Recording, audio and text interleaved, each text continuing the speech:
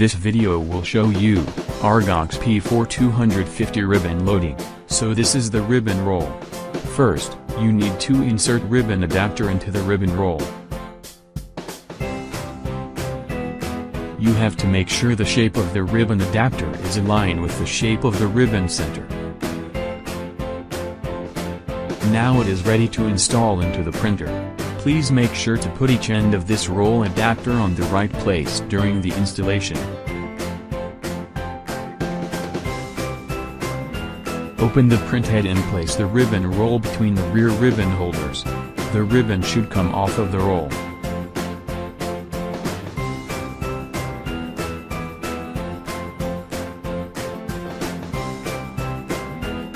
Pull out the ribbon end approximately 20 cm of the ribbon leader, then close the printhead.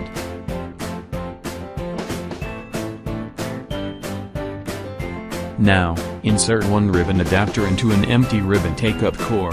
Make sure the position of this empty ribbon core, above the ribbon roll.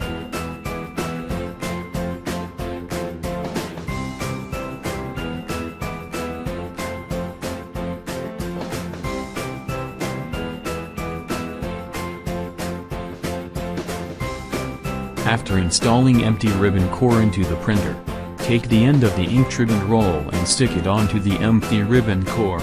Then, roll the empty ribbon core clockwise, until you have a tight and wrinkle-free ribbon. You need to check if both ribbon adapters are locked into the ribbon wheels, which is on the left side of the print and ribbon mechanism. Turn the slack wheel to take up slack in the ribbon. Make sure the ribbon surface is smooth, and that the ribbon is winding correctly. After that you can close the printhead and ribbon mechanism. Then close the printer cover. If your printing come out like this means that you installed the ribbon incorrectly and need to redo installation from installing the ribbon roll.